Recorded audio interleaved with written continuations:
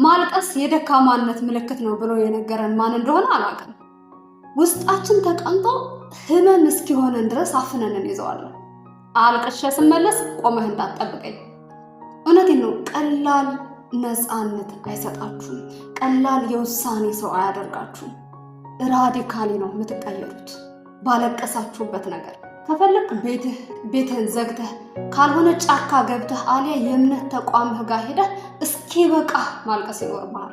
እንባን አፍኖ መያዝ በውስጣችን ህመምን መርዛማ ህመምን ከመፍጠሩ በላይ ትዕቢተኛ፣ ጨለምተኛ፣ እልህኛ ሰው እንድንሆን ነው የሚያደርገን። በነገራችን ላይ ጠንካራ ሰውና እልከኛ ሰው ሁለቱ የተለያዩ ሰዎች ናቸው። ለዚህ ደግሞ የወላጆችን አስተዋጽኦ በጣም ከፍተኛ ነው። ልጃቸውን ገርፈው ያስለቅሱና እንዳያለቅስ አፉን እንዲይዙ ያደርጉታል ማለት ነው። አፍክን ያዝ የሚባል ነገር እንዴ! ቆይ ዓላማው ምንድን ነው? የገረፉት እንዲያለቅስ አይደል እንዴ? ያ ደግሞ ይሄው አሁን ያለውን ትውልድ ፈጥሮልናል። ደግሞ ውሃ ቀጠነ በሚል ትንሽዬ ነገር ሁሉ አልቅሱ አላልኩም። ሰላም፣ እንዴት ናችሁ? ስሜ ቤተልሔም እባላለሁ። በሙያ የዩኒቨርሲቲ መምህር ነኝ፣ እንዲሁም የስፖርት ኮች ነኝ። ለተማሪዎችም ለወጣቶችም እንዲሁም ራሳቸውን መቀየር ለሚፈልጉ ሰዎች ፐርሰናል ዴቨሎፕመንት ስልጠና እሰጣለሁ። ለስፖርተኞች ስፖርት ሳይኮሎጂን ስልጠና እሰጣለሁ ማለት ነው። በዛሬው ፕሮግራማችን ማልቀስ ከፈለጋችሁ እስኪ በቃችሁ አልቅሱ በሚል ነው የምናየው ማለት ነው። ይኸውላችሁ ጥናቶች እንደሚያሳዩት ከሆነ ንዴታቸውን እና እንባቸውን ውጠው የሚይዙ ልጆች ወይም የሚይዙ ሰዎች፣ ንዴታቸውን ወይም እንባቸውን ውጠው የሚያስቀሩ ሰዎች በጣም ለብዙ በሽታ ይጋለጣሉ ይላሉ። የመጀመሪያው ኢሞሽናል ፔን የሚባሉት ናቸው። እነዚህ ሳድነስ፣ ፍራስትሬሽን፣ አንዛይቲ፣ ስትረስ የሚባሉ ነገሮች እንዲያጋጥሟቸው ያደርጋል። እነዚህ ጭንቀት የምንላቸው ምንም በሌለ ነገር መጨነቅን ጨምሮ መከፋት፣ ምንም ባልተፈጠረ ነገር ላይ መከፋት ወይም ደስተኛ አለመሆንን ጨምሮ እስከ ዲፕሬሽን ድረስ ወይም ድብርት ውስጥ እስከ መግባት ድረስ ያደርሳቸዋል። ሌላኛው ደግሞ ፊዚካል ፔን ነው። እነሱ ደግሞ እነዚህ ሃይ ስትረስ ሆርሞናል ሌቭል የሚባሉት ናቸው። ሃይ ስትረስ ሆርሞናል ሌቭል የሚባሉት ኮሌስትሮል እና አድሪናል የሚባሉ ሆርሞኖችን ዲስኦርደር እንዲያጋጥማቸው ያደርጋል። ያን ደግሞ ኢት ካን አፌክት ይላሉ ስሊፒንግ ፓተርን ወይም ስሊፒንጋችን ወይም እንቅልፋችን ይረብሸናል። ሃፒታይታችን የምግብ ፍላጎታችን እንዲጠፋ ያደርጋል ወይም እንዲዛባ ያደርጋል። ሌላኛው ደግሞ ኢሚኖ ሲስተማችን ወይም የበሽታ መከላከል አቅማችን እንዲቀንስ ወይም እንዲወርድ ያደርገዋል ማለት ነው። ሌላኛው ታይትነስ ነው። ታይትነስ ኢን ኔክ፣ ሾልደር እና ጃው ይላሉ። ህመም እንዲሰማን ያደርጋል። ትከሻችን አካባቢ፣ አንገታችን ላይ እና እነዚህ አገጫችን አካባቢ ላይ ህመም እንዲሰማን ወይም ታይት እንድንሆን እንድንጨናነቅ ያደርገናል ማለት ነው።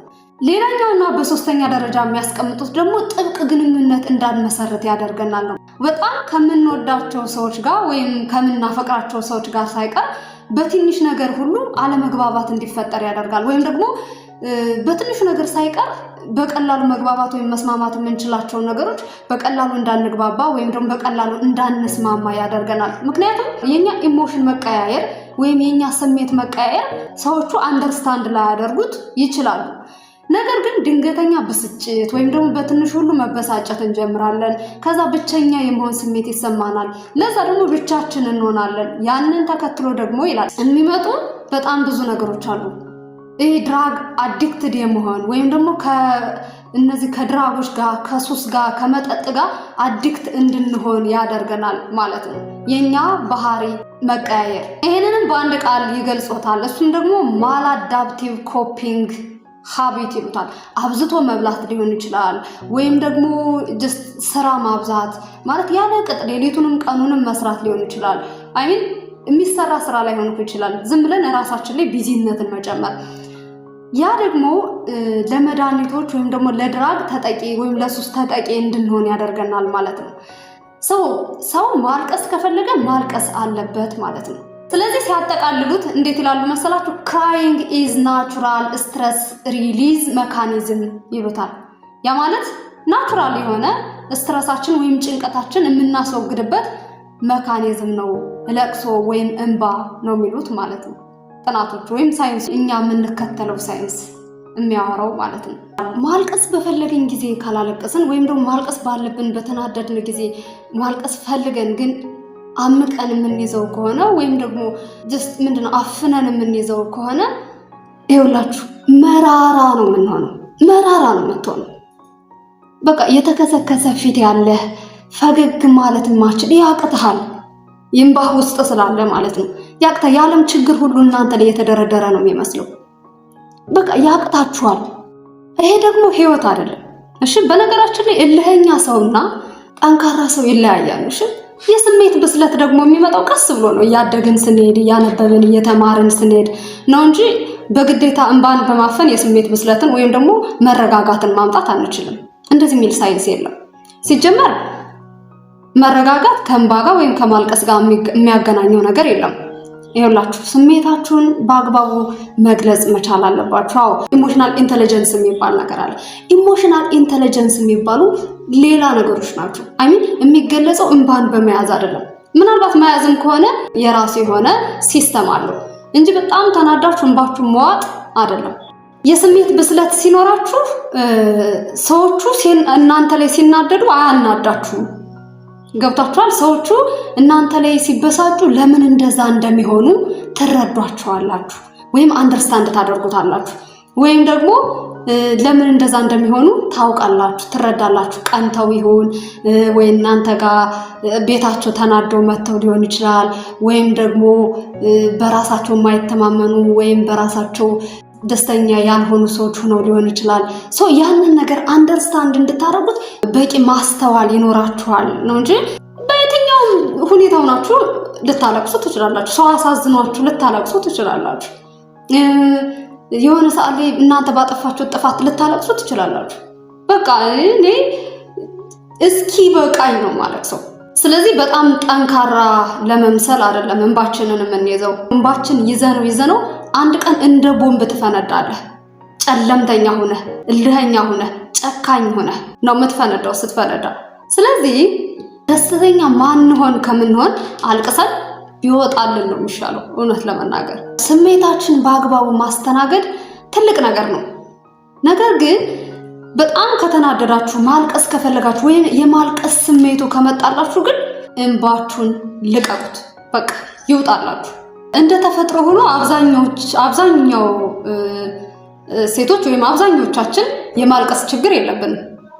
እኔ በግሌ ይቅርታ አድርጉልኝ ደካማ ይሉኛል ብዬ ወይም ደግሞ ጠንካራ ለመምሰል ብዬ ማልቀስ ፈልጌ እንባዬን ይዤው ዝምልን ወይም ደግሞ ጥርሴን ነክሼ ዝምልን፣ ኧረ በታሪክ አይፈጠርም እንደዛ አይነት ነገር። ለምን ህዝብ የተሰበሰበበት ቦታ አይሆንም? ለምን ማንም ሰው አይኖርም? ንፍርቅ ብዬ ነው ማለቅሰው። እሺ ማልቀስ ከፈለኩ እለቀው እንባዬን ለማን ብዬ? እውነቴን የሆነ ሰው አሳዝኑኝ እንባዬን እለቀዋለሁ። እኔ ፊልም እያየሁ ራሱ ማለቅስ ሰው ነኝ። እግዚአብሔርን በጣም ቶሎ ነው ማለቅሰው። አልችልም በቃ ማልቀስ ከፈለኩ። ውይ አንዳንድ ሰዎች ደግሞ ችግራችሁ ሰው በሰላም እንዲያለቅስ አተው። በቃ አንዳንድ ሰዎች አባበልን በሚል ሰበብ የባስ ነው የምታስለቅሱት። ሰው በሰላም ማልቀስ አይችልም። በቃ ማልቀስ ከፈለገ ሰው በደንብ ማልቀስ አለበት። እውነቴን ነው። ሲከፋችሁ፣ ሆድ ሲበሳችሁ፣ በቃ ስትናደዱ፣ ማልቀስ ስትፈልጉ፣ የሆነ ነገር መቀየር ሲያቅታችሁ ቤተክርስቲያን ሄዳችሁ ሊሆን ይችላል፣ መስጊድ ሄዳችሁ ሊሆን ይችላል፣ ጫካ ገብታችሁ ሊሆን ይችላል፣ ቤታችሁን ዘግታችሁ ሊሆን ይችላል። በቃ የሚያባብላችሁ ሳትፈልጉ እስኪ በቃችሁ አልቅሱ። እሺ እግዚአብሔርን የሚሰማችሁን ሰላም ልነግራችሁ አልችልም። የምታገኙት ሪሊፍ ልነግራችሁ አልችልም። የምታገኙት ጥንካሬ ልነግራችሁ አልችልም። ራዲካል ነው የምትቀየሩት። ራዲካል በቃ የውሳኔ ሰው ነው የምትሆኑት። እዛ በኋላ ይኸውላችሁ እኔ በጣም ከተጨናነኩ ወይም ደግሞ በጣም ማልቀስ ከፈለኩ የሆነ ሆድ ከባሰኝ ቤተክርስቲያን ነው የምሄደው። የኔ እናት ቤተክርስቲያን ሄጄ ገና በርከክ ማለት ስጀምር ነው በአራት ሳይድ የምለቀው እንባዬ ከአምላኬ ፊት ወይም ደግሞ ከጌታዬ ፊት ከአባቴ ፊት። መቼም ጠንካራ መምሰል አልፈልግም። ይኸውላችሁ ሲጀመር ጠንካራ ለመምሰል አይደለም መኖረው፣ ጠንካራ ለመሆን ነው። ስለዚህ የሚሰማኝን ስሜት ኤክስፕረስ አደርጋለሁ። አይሚን ንዴታችሁን ሁሉ ሰው ላይ ልቀቁት ምናምን አይደለም። እንደዛ ሳይሆን በቃ ማልቀስ ከፈለኩ አልቅሳለሁ። የኔ እናት እስኪ በቃኝ ነው ማለቅሰው ተንበርክኬ እዛ ደግሞ እሺ አምላኬ የኔን ህይወት እንደማያውቀው ማለት ነው ስለሆነው ነገር ከዚህ በፊት ስላጋጠመኝ ነገር እንደዚህ ሆነ ደግሞ ከዚህ በፊት እንደዚህ ሆኖ እያልኩ ማለት ነው ደግሞ ከዚህ በፊት እንደዚህ ሆኗል በቃ ብሎ ድጋሚ ደግሞ እዛ በኋላ እንደዚህ ሆነ እያልኩ እግዚአብሔር የኔን ችግር እንደማያውቀው በደንብ እያወራሁ ነው ማለቅሰው እሺ በደንብ እስኪ በቃኝ ከዛ ዝም እላለሁ